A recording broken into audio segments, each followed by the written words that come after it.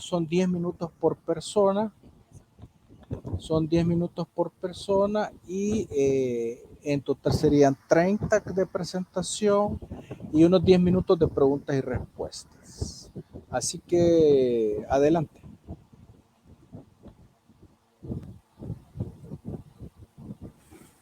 Ok, muy buenas tardes, licenciado y compañeros presentes. Hoy a mi grupo y a mí nos ha tocado hablar un poquito acerca de lo que es las sequías.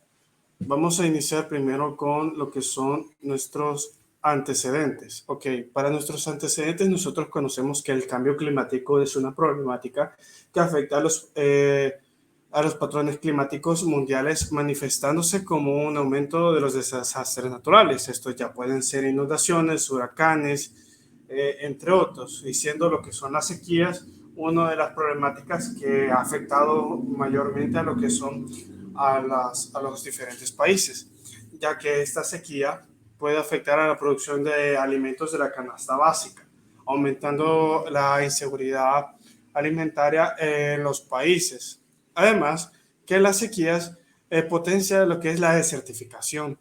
Esto quiere decir que el suelo pierde lo que es parcialmente o completamente su potencial productivo, dejando un resultado así, una tierra árida y sin nutrientes.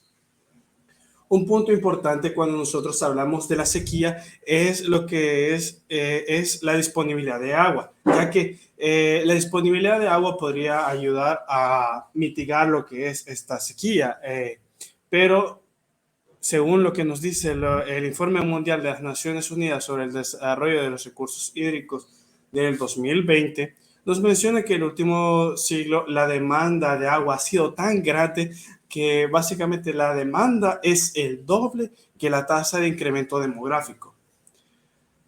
También que el cambio climático altera la disponibilidad estacional de agua en diferentes lugares durante su ciclo anual. Aquí nosotros podemos ver en esta imagen que la estimación que tienen la ONU acerca de cómo va a afectar si aumentaran, cómo estaría el abastecimiento de agua en los países si aumentaran 2 grados centígrados. Vemos que en el área de Centroamérica tenemos una reducción hasta del 30%.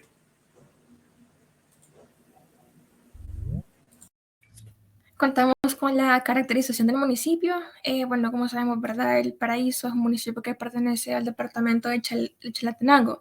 En cuanto a su limitación, bueno, limitando al norte con Tejutla y San Rafael, en ese caso al este y noreste con Rafael y al oeste y noroeste con Tejutla.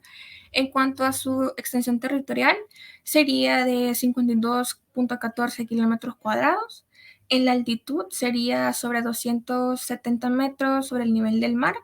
Su población sería de aproximadamente 2.078 habitantes. En cuanto a su división administrativa, se desglosa en 3 cantones, que serían El Tablón, Santa Bárbara, Valle Nuevo y 11 caseríos.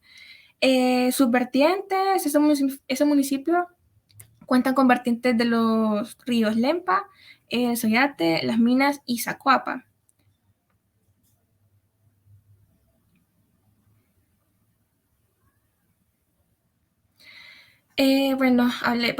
Se sabe que cuando se dio la guerra civil en El Salvador, el municipio en sí, El Paraíso, se vio bastante afectado por la violencia que se desató en los años 80. El 14 de febrero de 1866 se pasó a disposición del departamento de Chalatenango. El 16 de mayo de 1931, por decreto legislativo, nuevamente pasó a formar parte de Tejutla, que actualmente es conocido con el nombre del Paraíso. El 27 de abril de 1906 se agregó el municipio de Concepción del Paraíso, el cantón o valle que actualmente se llama Valle Nuevo, que pertenecía a esa parte de Tejutla. Y el 2 de junio de 1926 fueron que se añadieron tanto el Valle Nuevo y Angostura, que pertenecían a la parte de Chalatenango.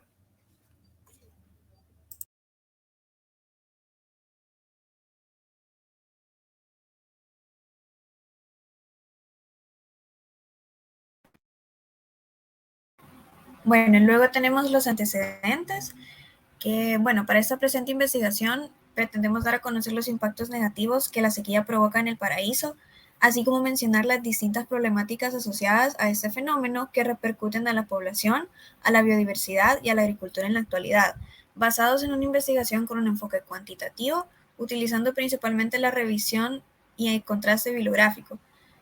El otro alcance es que el estudio plantea una propuesta de SAT, un sistema de alerta temprana, para el fenómeno de la sequía. Además, busca mejorar el plan local de manejo de riesgos con los temas que se abordarán.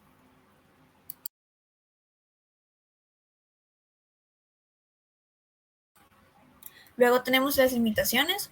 La principal limitación fue que no tuvimos la oportunidad de realizar un viaje de campo por la suspensión de actividades presenciales.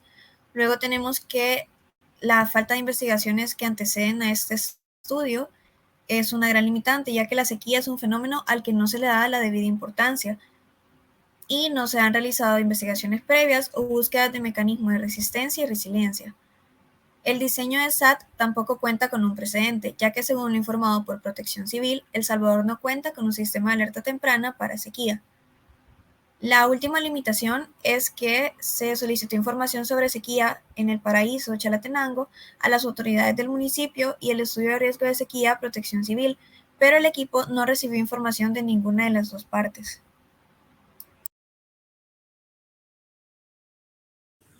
Ahora les hablaré un poquito acerca de la metodología que nosotros empleamos para realizar este estudio.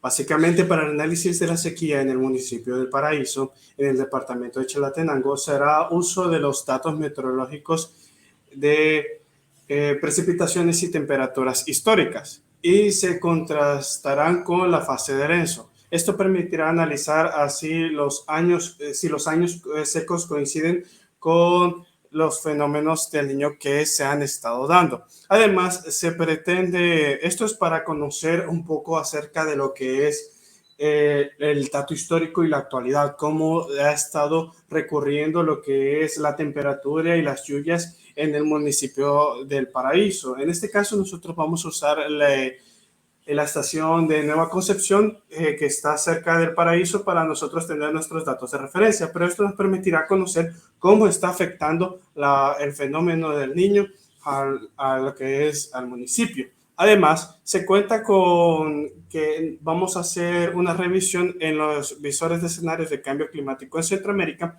la cual es una página que nos permite ver lo que son los diferentes modelos con diferentes variables de temperatura, de ondas de calor, para nosotros conocer cuáles son los pronósticos que se tienen acerca del cambio climático y cómo estos podrían afectar a la zona de Centroamérica. Junto con estos datos, nosotros pretendemos lo que es contrastar lo que son el pasado, presente y futuro, y a partir de eso dar una conclusión que nos permita generar lo que son las recomendaciones para la elaboración de SAT en el caso que si se viera afectado porque son sequías.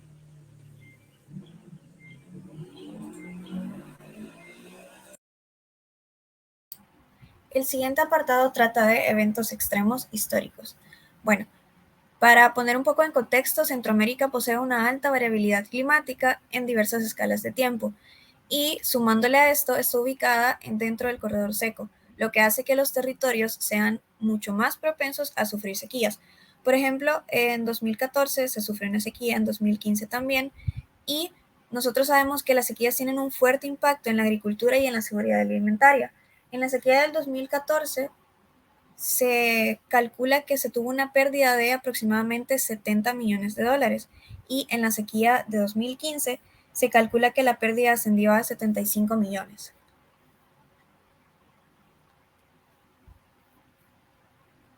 Si hablamos un poco de la sequía de 2015, en este año se registró el fenómeno del Niño, uno de una gran intensidad. De hecho, es el fenómeno que más intensidad ha tenido hasta la actualidad. Según el ONI, las anomalías estaban por encima de los 0.5, que comenzaron en el 10º trimestre de 2014 y se extendieron hasta 2016 en el 4º trimestre. Adicional a esto, teníamos condiciones frías en el Atlántico tropical norte, lo que sabemos que presenta unas condiciones similares a las del Niño. Este año tuvo 4 periodos secos. El primer periodo seco duró 24 días, el segundo 7, el tercero 20 días y el cuarto 29 días. Esto provocó un impacto muy fuerte a la agricultura y, como ya vimos en la diapositiva anterior, se tuvo una pérdida de muchos millones de dólares.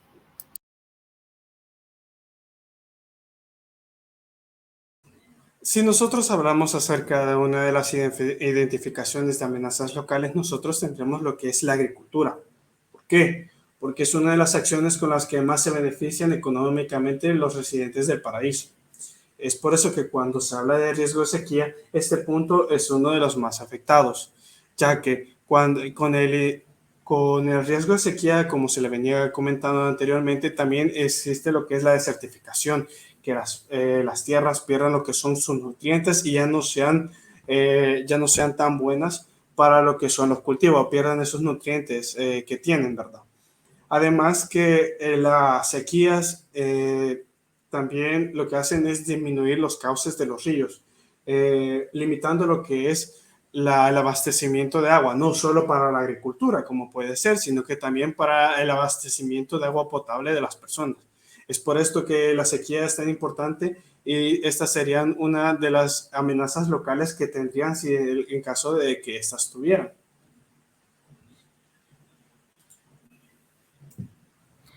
Bueno, en el caso de los incendios forestales, tanto en la actualidad como en tiempo atrás o en años anteriores, no se han contado con registros como en numerosas cantidades de incendios en la zona del Paraíso, ¿verdad? Ya que el municipio se ha reconocido ya sea por sus altas precipitaciones o deslizamientos a lo largo del tiempo. De igual manera, podemos mencionar algunos de los incendios en los cuales estuvieron como apoyo de parte de los bomberos de El Salvador, la Fuerza Armada y la Protección Civil, perdón, que brindaron el respectivo apoyo para poder sofocar el incendio. El primero fue en el año 2018 en la colonia San Luis, año 2021 ubicado en el kilómetro 62 de la carretera longitudinal del norte, año 2021 en el Cerro Partido del Cantón Santa Bárbara, año 2022 en el caserío Los Arteaga y año 2022 también en el Cantón El Tablón. Bueno, cada uno de ellos perjudicó de gran manera a las viviendas aledañas y de igual manera a las personas, ¿verdad?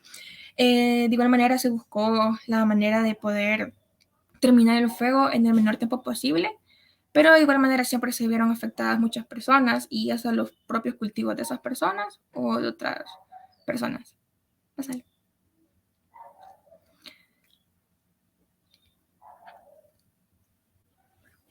Podemos pedir que se tome en cuenta la parte de los incendios forestales, ya que son uno de los efectos de la sequía, sabiendo que la maleza se pone seca, existe escasez de agua, esos son uno de los factores que impulsan un incendio forestal y debido al cambio climático. Las sequías se irán incrementando gradualmente, provocando que los incendios sean más frecuentes y más intensos. En ese caso, bueno, a pesar de que en el paraíso Chalatenango, como ya lo mencionábamos, usualmente se toman en cuenta solamente los temas de inundaciones o deslizamientos, según los escenarios futuros del SNET, al momento que vayan pasando los años, el cambio climático hará que esas sequías sean con más intensidad y que sean con mucho más frecuencia. Por ejemplo, en el caso de esos incendios que suelen pasar en ciertas partes del municipio, no en todo el municipio, existe una alta probabilidad de que las temperaturas vayan ascendiendo y que las precipitaciones sigan disminuyendo. Y para que, bueno, se vengan como provocando esos incendios forestales y que al final, al cabo, ya se vayan expandiendo a lo largo de todo el municipio.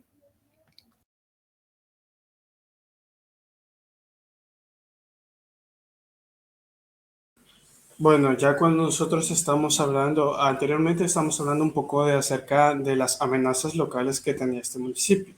Ahora vamos a conocer un poco acerca de este municipio. A partir de esto estamos usando lo que son mapas, en este caso mapas de ríos y elevaciones del municipio del Paraíso.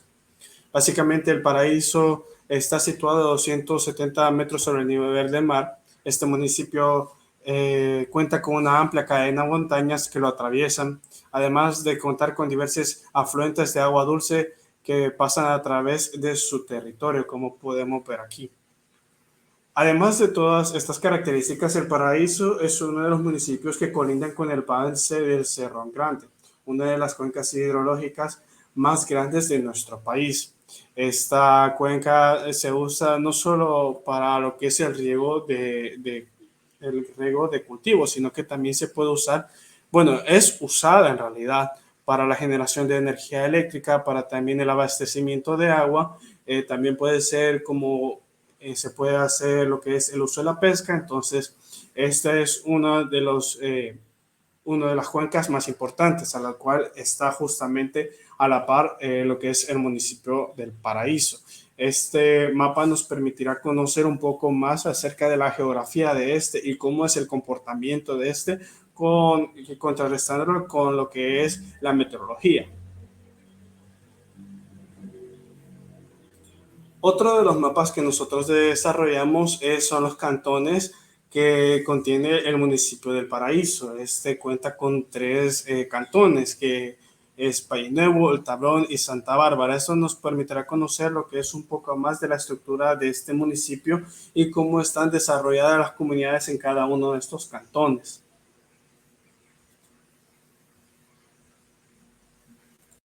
Bueno, ahora vamos a ver los escenarios futuros para el municipio, utilizando el modelo CORDEC, que es la combinación de todos los modelos, y el escenario RCP 8.5. Ok, nuestra primera variable fue el cambio de precipitación. Como podemos ver en las tablas, se espera un cambio de precipitación negativo con el paso de los años. En 2050, para el mes de julio, se tiene un cambio de menos 2.70 y para 2100 se tiene un cambio de menos 49.6. Esto es más de... por favor, sí, gracias. Para el mes de noviembre tenemos para 2050 un cambio de menos 17.2 y para 2100 un cambio de 13.9. Aparentemente para este año lloverá más. Siguiente. Gracias. Cambio de número de días cálidos. Nosotros escogimos el mes de marzo, ya que es el mes más caliente en el año. Entonces, bueno, según la gráfica, nosotros podemos ver que tiene una tendencia positiva. Y la tabla nos dice que en 2050, para el mes de marzo, se tendrá 12 días cálidos y en 2100, 27.2 días, casi que todos los días del mes. La siguiente variable es temperatura máxima. En esta variable podemos ver también en la gráfica una tendencia ascendente, lo que significa que con el paso de los años la temperatura irá subiendo. Para 2050 se espera que la temperatura máxima aumente 2.5 grados y para 2100 se espera que aumente 5 grados.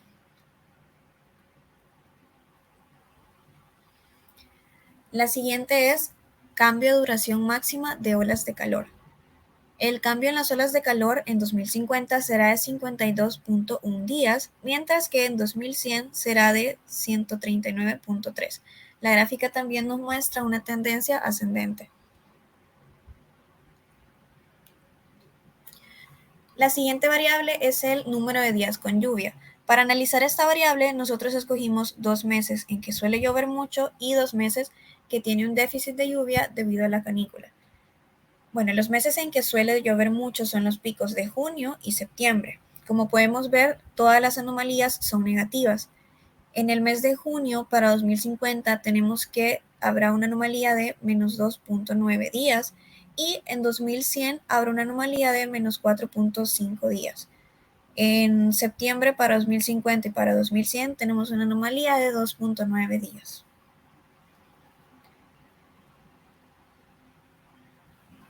Ok, luego van los meses que tienen el déficit de lluvia debido a la canícula. Para estos meses tendremos para 2050 en julio un déficit de menos 1.9 días y para 2100 de menos 2.3 días. Para agosto tendremos para 2050 menos 1.3 días y para 2100 menos 4.3 días.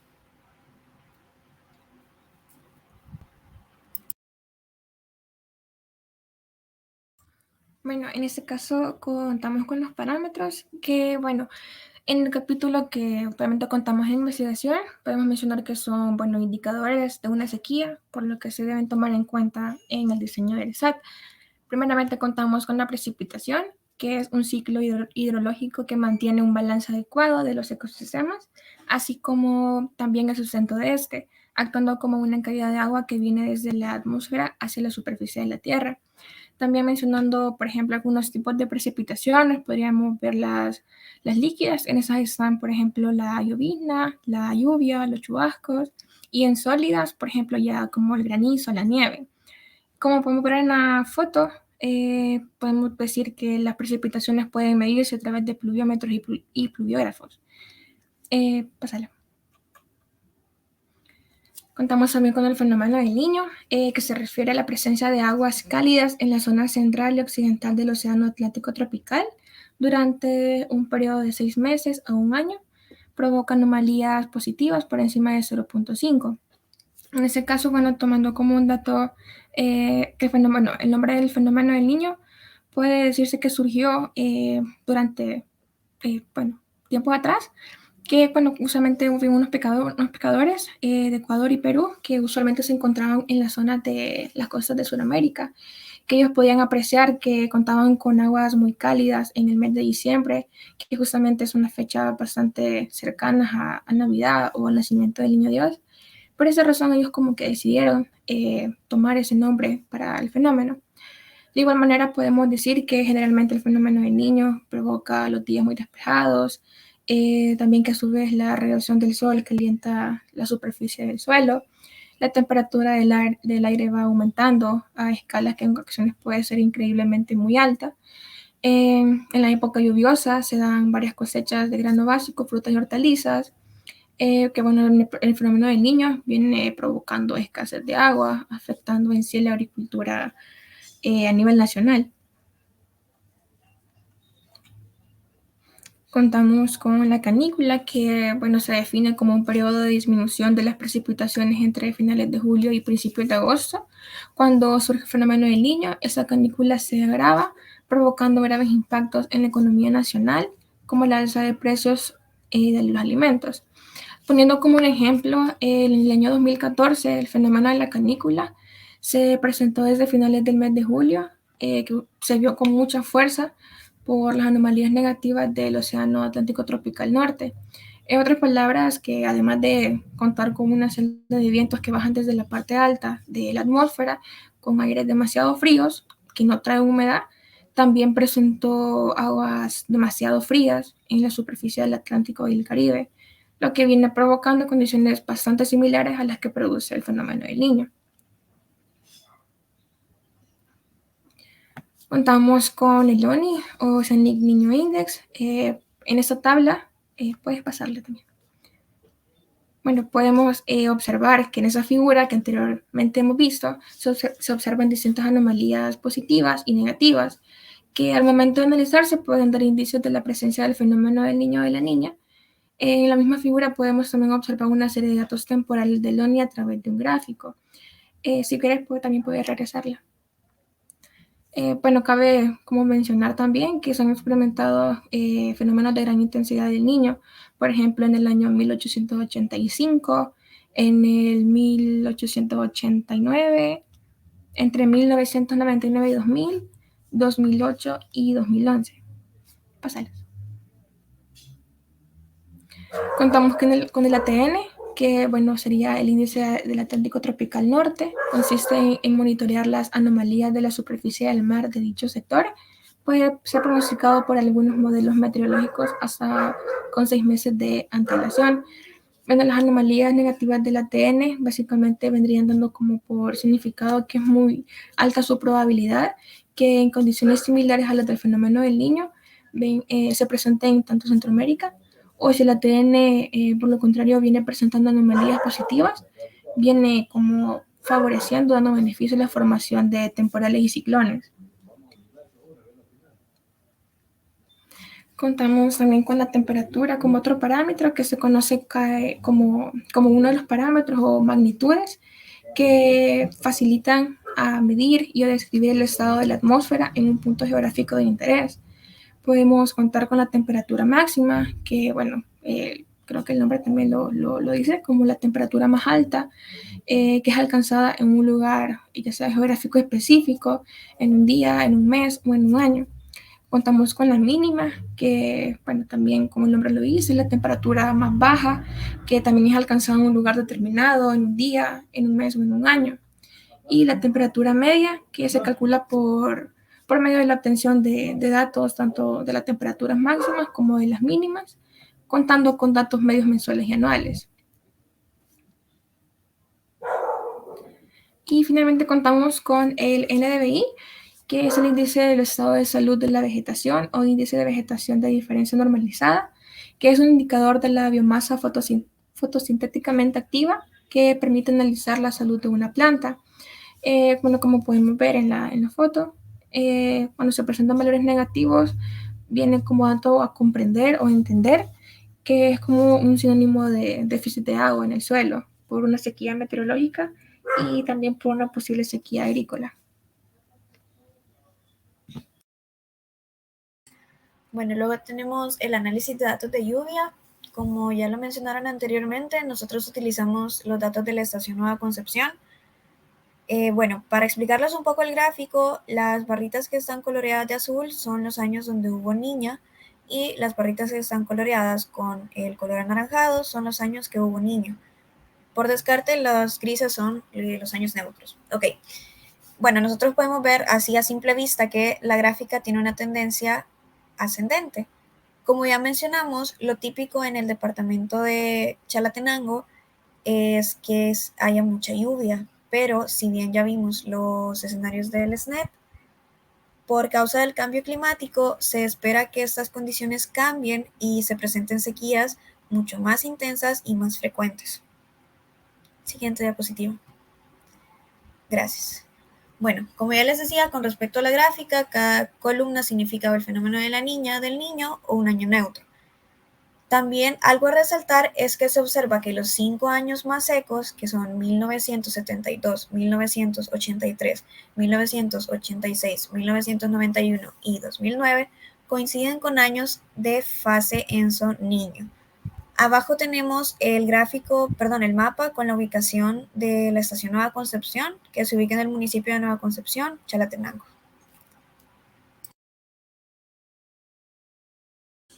Bueno, yo les voy a hablar ahorita acerca de lo que es la discusión de nuestros resultados, en el cual nosotros, si podemos ver en esta gráfica, podemos apreciar que en la mayoría de casos el ONI tiene una relación con las precipitaciones registradas en el año, mostrando una disminución de las precipitaciones cuando es fase de niño y un aumento cuando la precipitación cuando está en fase niña, ¿verdad? Pero si nosotros podemos ver, hay algunas excepciones, como lo que son 1987, 1997 y 2015, que sí es cierto, tiene relación en la mayoría de los casos que tenemos aquí, tiene mucha relación a el ONI con con la disminución de precipitación, no necesariamente tiene que estar totalmente relacionada. Esto es hablando un poco acerca de lo que tenemos acerca de la fase del niño. Estos son los datos históricos que nosotros tenemos. Por otro lado, si nosotros vemos la línea de tendencia, se puede ver que tiene un ligero ángulo a lo que es el aumento. Sin embargo, este aumento no necesariamente tiene que tener la misma periodicidad, intensidad y duración de las precipitaciones. ¿Qué quiero decir con esto? Que las lluvias, es cierto que se ve que la línea de tendencia tiende a ser una mayor cantidad de milímetros de lluvia anuales, no necesariamente estas se tienen que dar uniformemente durante todo el periodo de lluvia, sino que estas pueden ser pequeñas y dispersas, pero de gran magnitud. Ahora, vamos a hablar, eso es hablando un poco de los datos históricos que nosotros tenemos acerca de los datos de lluvia de Nueva Concepción. Ahora, ya que conocemos el pasado, vamos a hablar un poco, el presente, vamos a hablar un poco del futuro. En los pronósticos del Codex Escenarios del RCP 8.5 se nos presenta el porcentaje de variación que tendrán las precipitaciones en el año 2050. Este tiene como una media un menos 7.9% de precipitaciones. ¿Qué nos quiere decir esto? Que en comparación a la media que nosotros tenemos actualmente, estas van a disminuir un 7.9%. Es decir, que si tienen más de 1.700 milímetros de lluvia, por decirlo así, uno de los años es secos, entonces este va a disminuir aún más a un menos 7.9%, afectando así lo que es el agua, la disponibilidad del agua en el país. De igual forma, se consultó en el año 2100 con los datos actuales que nosotros tenemos, con los datos actuales, y se espera que el porcentaje medio de precipitaciones sea menos 24.9%. Esta es una disminución de aproximadamente el triple con respecto al año 2050. Tenemos 3 veces más que en el año 2050. Disminución de lo que son las precipitaciones. Esto podría causar ya lo que son sequías severas en nuestro país. Esto con respecto a lo que son las precipitaciones. Ya nos hablaban acerca de cómo van a disminuir también los días de precipitación en los meses más lluviosos, como es en junio y septiembre, que iban a ser a menos 2.9, como nos había comentado nuestra compañera Andrea. También tenemos los datos de días de calor, que estos van a aumentar, que básicamente los días de ondas de calor de 2100 iban a ser prácticamente todo el mes de marzo, siendo todo el mes de marzo increíblemente caliente. Ahora, vamos a hablar un poco acerca también de las temperaturas máximas, que básicamente en los datos que nos estamos viendo en el Cortex, en el RCP 8.5 tenían, en el año 2050 tenía a un aumento del 2.1% en el año. Si nos recordamos en los antecedentes, nosotros vimos cuáles iban a ser los escenarios de disponibilidad de agua si este aumentaba un 2%. Ahora, nosotros tenemos que para el año 2100, aquí disculpen, no es 2050, es 2100, es que la media va a aumentar un 5%. Imagínense que si de por sí había un menos 30% en los antecedentes, ahora con el 5% podría haber un déficit aún mayor, prolongando lo que es la sequía y dejando infértiles lo que son la mayoría de suelos, dejando ya lo que es destruyendo varios ecosistemas a su paso, y también disminuyendo la disponibilidad de agua, no solo para agricultura, sino que también para consumo humano. Ahora, ¿qué pasa con el paraíso? El corredor seco centroamericano es un índice que nos permite conocer, es un índice que abarca toda Centroamérica y partes tanto de México. El corredor seco centroamericano básicamente es una zona donde se manifiestan condiciones climatológicas y ecosistémicas diferentes al resto de Centroamérica, caracterizadas por una aridez climatológica y ecológica, generando zonas potenciales de bosques tropicales secos.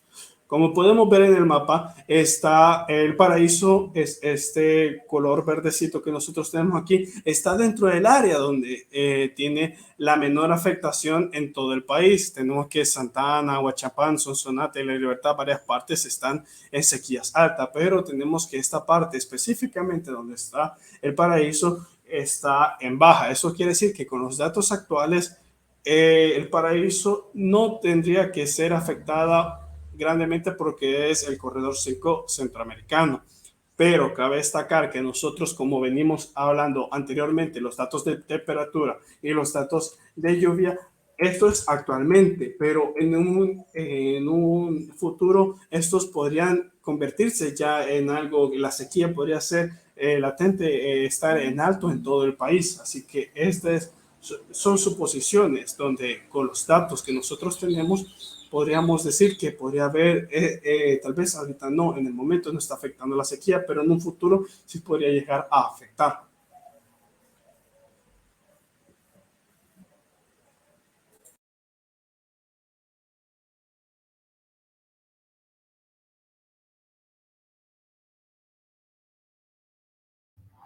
Bueno, hablando de los datos de sequía, podemos ver que la sequía se entiende no solamente como la escasez de agua provocada por falta de lluvia, sino por el contrario, para tratar de comprender la sequía en un país como El Salvador, deben aplicarse distintos factores determinantes como las condiciones internas de la vulnerabilidad en las que se está. De modo que también se cuenten con la consideración de diferentes efectos, siendo esa una visión más amplia de sequía que permitirá abordar el problema desde una perspectiva más íntegra del propio desarrollo y no únicamente como un fenómeno meteorológico. En ese caso, la pérdida de cobertura boscosa en tierras de origen forestal, sobre todo en las que se está ubicada en cuencas medias y altas, provoca alrededor de un 75% de erosión del territorio en sí nacional, con una pérdida de suelo más o menos calculada de unos 59 millones de toneladas métricas anuales. Sin embargo, es de destacar que los sistemas agroforestales, en este caso cafetaleros, son de suma importancia generando servicios ambientales a nivel nacional y asimismo que ayudan a mitigar los efectos del cambio climático, regulando el ciclo hidrológico y conservando la biodiversidad.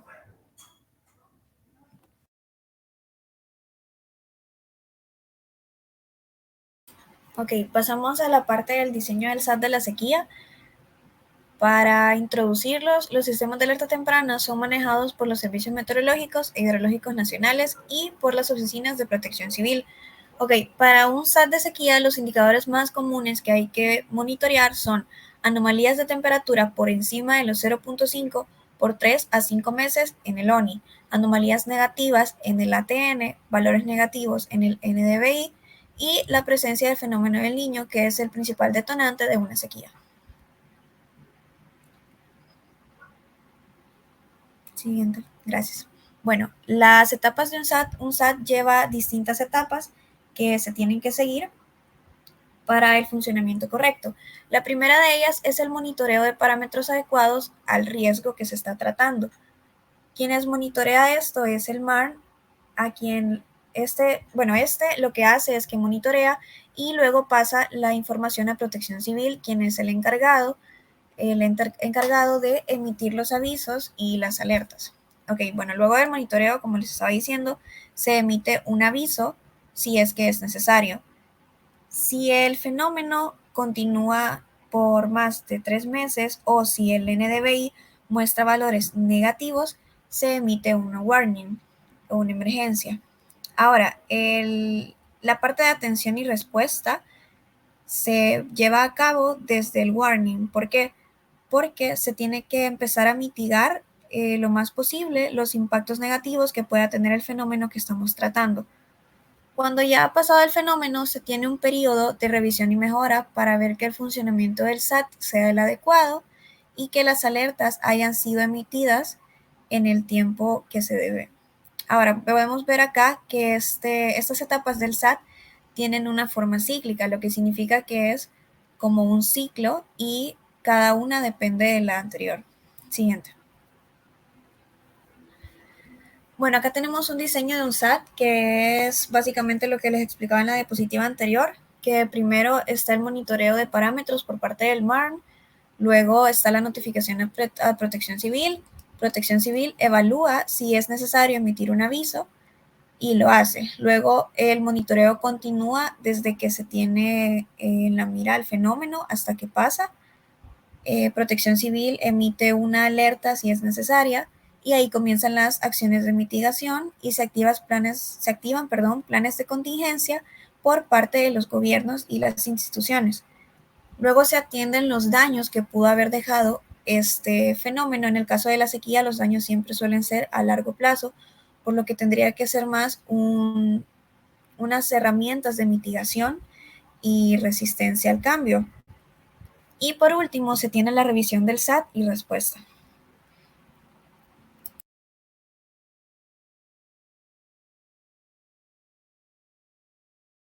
Bueno, en este caso contamos con las conclusiones. La primera sería el paraíso Chalatenango, es un municipio que se ve afectado con poca frecuencia por las sequías. Sin embargo, según los escenarios de DESNET, existen altas probabilidades de que la sequía invada completamente el municipio, ya que se pronostican altos déficits de lluvia y temperaturas por encima del promedio. Como la segunda, la sequía Es un fenómeno que se ha visto de menos en El Salvador, por lo que no existen SAT para este fenómeno.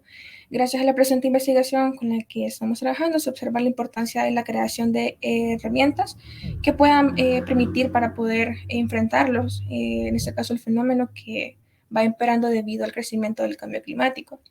Y la tercera conclusión sería que el cambio climático y el aumento de la temperatura media es un hecho que va a afectar a todo el mundo y El Salvador no va a ser la excepción.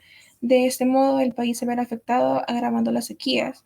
De igual manera, las iniciativas que mitiguen estos daños son muy importantes, además de crear políticas locales y regionales que permitan generar más iniciativas de mitigación.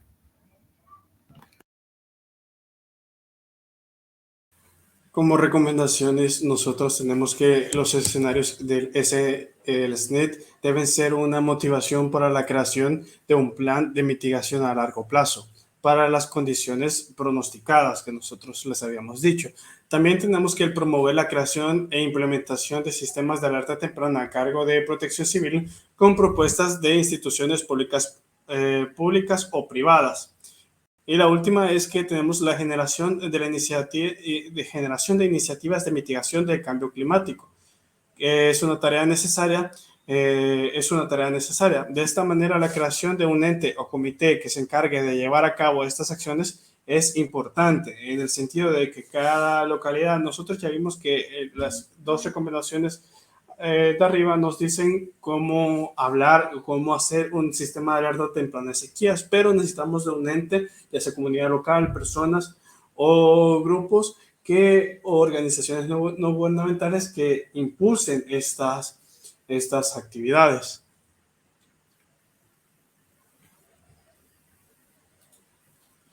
Bueno, y eso sería todo por nuestra presentación. Estaremos en el espacio de preguntas.